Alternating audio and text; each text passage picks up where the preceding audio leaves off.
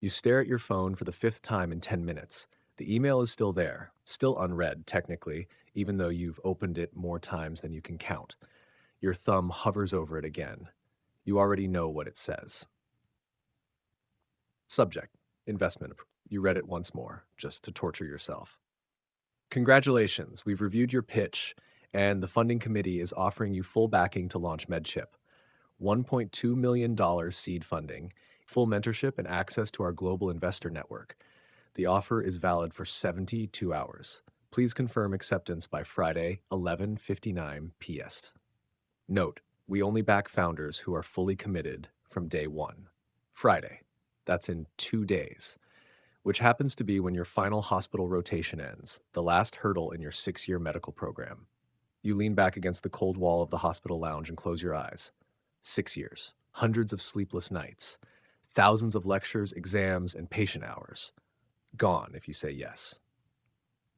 The MedChip idea started as a side project, something you played with between classes, a tiny implant that monitors internal vitals in real time and sends updates to a phone, a doctor's early warning system. You had no idea it would gain traction, let alone this much. But now it's real. The investors want a public launch in 4 months. That means travel, networking, development, scaling. No time to finish school, and your university doesn't allow deferrals or sabbaticals in the final semester. It's written in the handbook, bold and underlined. No exceptions. You say nothing to your supervisor when your shift ends. The hospital buzzes with activity, monitors beeping, shoes squeaking down corridors. You walk outside into the late afternoon sun and feel like everything is slightly tilted. You try to reason with yourself. Medicine has always been the plan. Your plan. Your parents' plan. Ever since you were 6 and held your grandfather's hand while he took his last breath. You promised him then, I'll be a doctor one day. But that promise came from a child who didn't know there might be more than one kind of help you can offer the world. That night, you meet up with May, your best friend in the program, at your favorite cheap cafe near the hospital. She's already got her notes open, quizzing herself over fries. You sit down, silent for a moment, then, what would you do if you had a chance to build something big, like world-changing, but you had to drop out now? No degree, no MD. She looks up slowly. Like what kind of big? Like a product that could save more lives than you'd ever save one-on-one. She frowns. You're serious? You nod. What about the 6 years you already spent? What about your license, your future practice? You shrug. I don't know, that's what I'm trying to figure out. She chews on her straw, staring.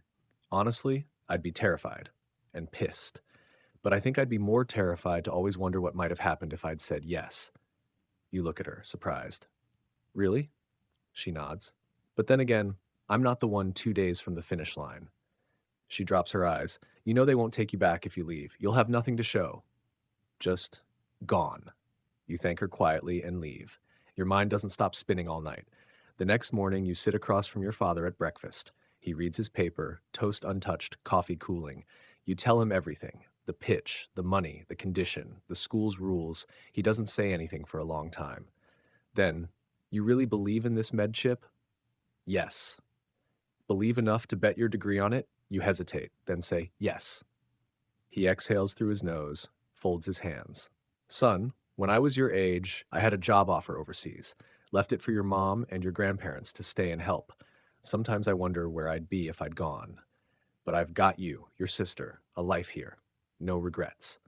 He looks at you, steady. But if I hadn't had anything, if I were still figuring out my path, I might have taken that flight.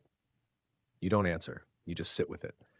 Friday comes, the final day of your final shift. You change into your scrubs slowly. The hospital smells the same as always, cleaning solution and old coffee. Familiar. Comforting. Safe. Your supervisor finds you during rounds.